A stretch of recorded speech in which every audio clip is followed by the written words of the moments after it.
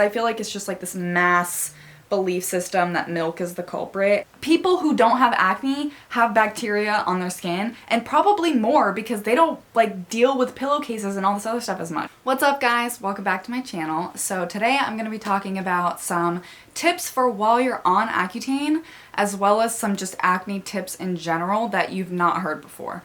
I'm not going to talk about cutting dairy because that shit doesn't work, okay?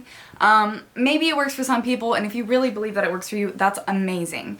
Because maybe you actually do have an allergy to dairy, and therefore cutting it out actually works. But dairy has to be the problem in the first place to work. Anyways, I'll get into that later. So yeah, I just want to share some experiences of mine, and I want to share some unique points because I feel like I have some knowledge that I don't really hear a ton about, and I just want to offer the internet some new information. Also, before I get started, I just want to say this is my second round of Accutane. My acne has never been horribly cystic or like intense, but it's always been really persistent, and it's always been here, like in my adult acne life. When I was younger, it was mainly here and in my T-zone, and then in high school it was here, and now as an adult it's all here. It's migrated and changed a lot, and different products have worked at different times. But anyways, because this is my second time on Accutane, and because I have a little bit of experience, I just want to share my knowledge. Also, I'm not really going to talk too much about my Accutane journey just because there are a million videos you can watch like that, and also my experience with Accutane is like pretty standard and good. Like, I've never had any real negative symptoms, thank God. I know a lot of people do. It's a very serious drug, but for me it's really just been dry skin and joint pain, and that's basically it. So I'm pretty lucky in that regard, so that's kind of why I'm not really going to talk too much about that. So first I'm going to dive into my tips for while you're on Accutane, when you're super dry, yada yada. So one of the first things I want to mention is, like, obviously your body is getting dried out. Vitamin A essentially just dries out your sebaceous glands. So generally one of the symptoms that people have is like joint pain and obviously dry skin. So in order to kind of combat that and just take care of my body while I'm on this medicine, I want to do internal processes. So obviously healthy, drink water, yada yada. But one thing that I am doing is taking hyaluronic acid. This chemical is kind of a misnomer. I recommend learning a little bit about it, but essentially hyaluronic acid, it's not an exfoliant like people kind of think because of the word acid. It's actually just something that helps you retain moisture. The molecules can hold more water than normal with it, like more than their mass or something like that. I don't know the techie terms. Essentially, it helps you stay hydrated. So I've been taking these to help my body internally. Then, topically, you can buy this on Amazon. It is a hyaluronic acid serum. Hold on, gotta burp. I use this serum on damp skin so that the water that's there can be used to plump and hydrate my skin using the hyaluronic acid. And immediately after applying it, I pat on a moisturizer, whichever kind works for you. Generally one with ceramides and no fragrance is the way to go. There's a lot of really great moisturizers on the market right now. I really like the First Aid Beauty one, and honestly CeraVe as usual. But yeah, this really helps your skin retain moisture without it being like oily. So it's important to understand the difference between the two, but yeah. So this is my topical solution to the dry skin situation. Then I'm actually making a reel about this because I feel like it's a really common problem, and I feel like it'd be a cute, like, helpful reel. But I'm going to talk about it here too because it is like my pride and joy that I discovered this solution. So knowing that hyaluronic acid, oh my god, how many times am I going to show this, can help to retain moisture, I thought, why not try to use it for like dry Accutane lips. So I took a tiny dollop and I put it on my lips, and basically what you do is hold your lips together like this for probably about 60 seconds or so, basically until it is fully absorbed, because you want it to absorb and dry because it's kind of wet, it's almost watery, and you don't want it to mix with your chapstick or lip balm, or else it's not going to work quite the same way in what I'm saying. So you want it to fully absorb and dry, but you don't want to let it dry just like normal like this, because Hyaluronic acid can help you retain moisture, but it can also exacerbate the transepidermal water loss that can happen as water evaporates out of your skin.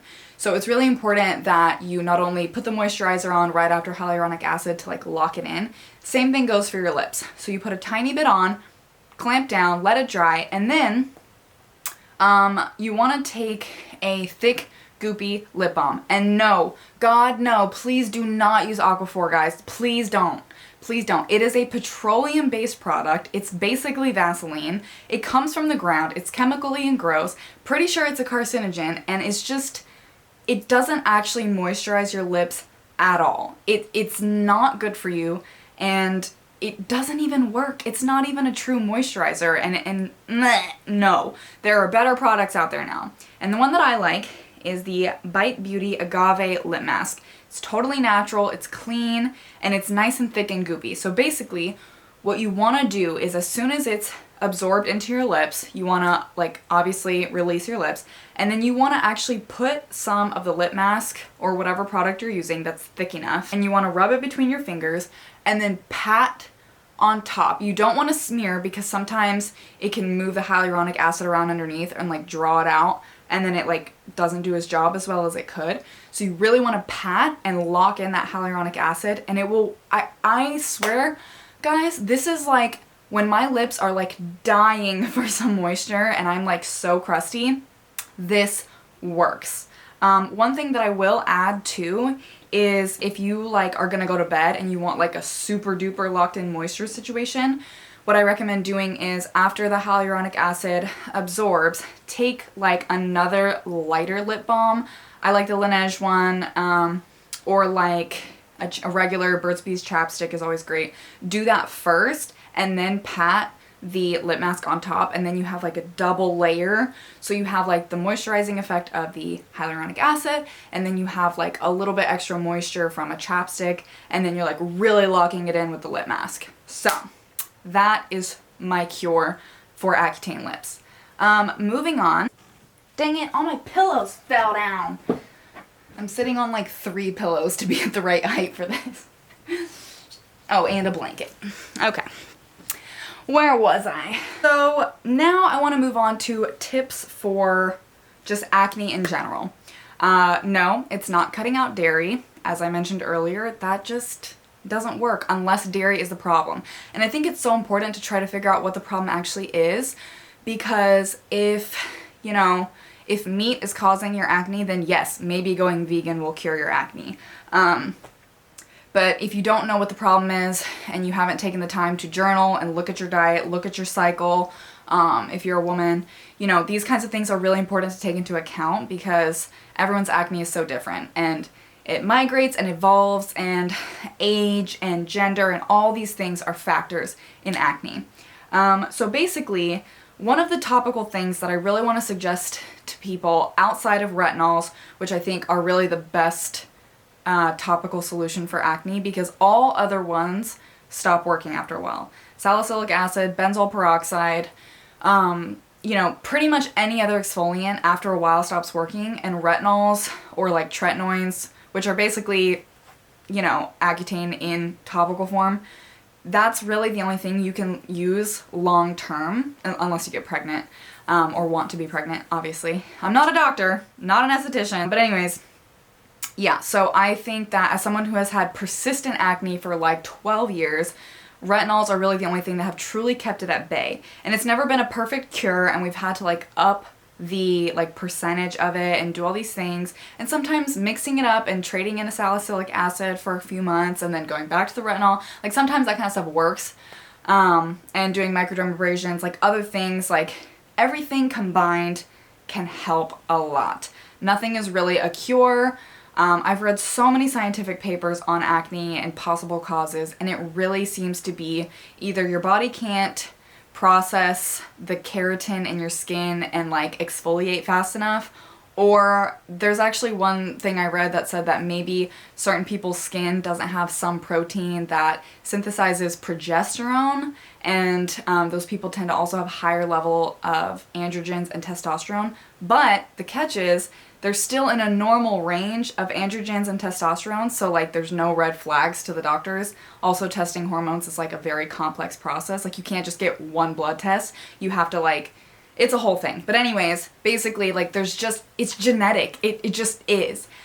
And I think that there are people who it is just puberty or maybe pollution or dairy or whatever, like yes, but for the vast majority of us out here who have had acne for like a decade or more, it's just in our genes.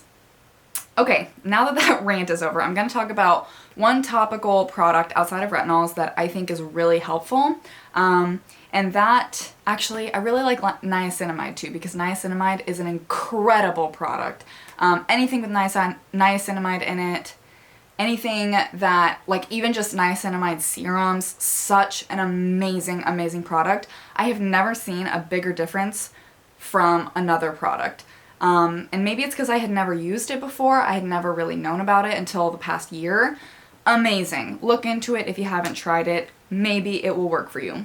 However, another more unique product that I have actually used for years is Mederma. This is a scar healing gel, and I use this typically during my period. Why? Because it's usually the week before my period where I break out, and then as my breakout starts to heal, I will put that on the bigger scars, and I find that it works with the timing, and then by the time my skin fully heals, it's already time for a new breakout. Oh, burps.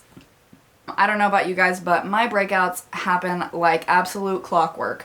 It's always right before my period. So because I know that they're gonna happen right before my period, that week I try to really, really focus on a couple of things. And this is something that I recommend because I think a lot of people have, you know, timed breakouts. Like a lot of people have it this way. And I think if you can know when they're gonna come, you can plan and prepare better. So basically what I do that week is I watch my diet and I watch my stress. And I mean, I'm already religious with my skincare, so nothing really changes there. But I just stay extra cautious. I stay away from like alcohol, too much sugar, blah, blah, blah. I think these are pretty obvious things. I don't really believe that cutting things out of your diet works. However, I do believe that a bad diet, aka too much sugar, too many carbs, too much processed foods, too many chemicals, preservatives, yada yada, that definitely makes it worse. And it kind of sucks because I know that like carbohydrates and like inflammatory foods make it worse, but I also know that completely cutting them out and going keto or going vegan doesn't fix it. So it's kind of a bad thing because you're like, oh, these foods make it worse, but cutting them out doesn't make it better either. But it's also kind of a good thing because having to cut them out completely also kind of sucks and is not very sustainable for an entire lifetime. So I'm kind of glad that that's not really the cure because if I couldn't eat bagels, oh, I'd be so sad. Anyways, yeah, so basically I think balance is the key. Like don't completely change your whole diet because I really don't think it works. And this is based off of so many testimonies, research, other people I know with acne, me trying every diet on the freaking planet. And I mean, it could be worth a shot for you specifically, but I wouldn't put all your eggs in that basket just because I don't think it works. And for the people who claim that it really does, that's amazing. Do I think it could be a placebo effect? Yes. Just because it's a placebo effect doesn't mean it's a bad thing, because if it's working, it's working. The placebo effect is kind of an astonishing phenomenon as it is. Like, nobody talks about this enough. Anyways, if you're getting a good placebo effect out of it, awesome.